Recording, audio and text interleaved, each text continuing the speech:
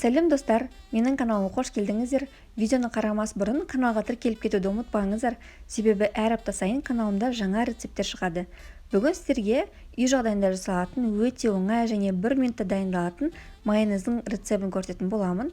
Ол үшін бізге қажет заттар: сұйық май, лимон, жұмыртқа, тұз және қант. Біздің барлық заттарымыз бөлме температурасында тұруы өте маңызды. Ең алдымен осылай лимонды теңде 2 бөлікке бөлеміз және жарты бөлігінің шырынын сығып аламыз. Егер де қолыңызда лимон болмаса, оның орнына лимон қышқылын пайдалануға болады.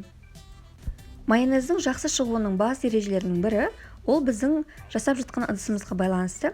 Яғни біздің ыдысымыз шұңқыр болу қажет, жалпақ болмауы тиіс. Осы ыдысымызға сұйық майды құямыз, сонан соң үстіне лимон шырынын, тұз және қантты және жұмыртқаны саламыз. Жұмыртқаны салғанда кішкене абай болыңыз, себебі саруымыз бөлініп кетпеуі қажет. Тура осындай домалақ күйінде түсуі керек. Енді блендерді тура саруымыздың үстінен қоямыз және де орташа жылдамдықта шайқайтын боламыз. Бұл жерде ең бастысы, біздің блендерімізді ешқандай да қозғамаймыз, тек қана бір орында ұстаймыз. Біздің майонез кішкене пайда болып бастаған кезде, ортасына қарай жеткен кезінде блендерді кішкене көтеріп, жан жаққа қарай видеодағыдай шайқаймыз.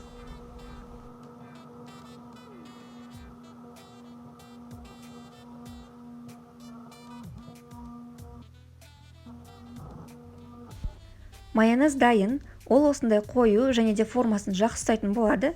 Менде шамамен 20 секунд уақыт кетті. Енді осы блендерді алып, майонезімізді біркелкі болғанша қасықпен араластырып аламыз.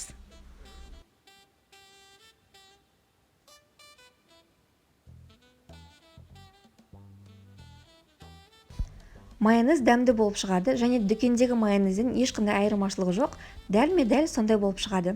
Мен қазір осы майонезден баклажан салатын дайындайтын боламын және де майонезді тоңазытқышта 3-4 күн сақтауға болады. Егер де сізге рецепт ұнаса, лайк басып пікір қалдыруды ұмытпаңыздар. Сіздермен бірге болған Әйгерім.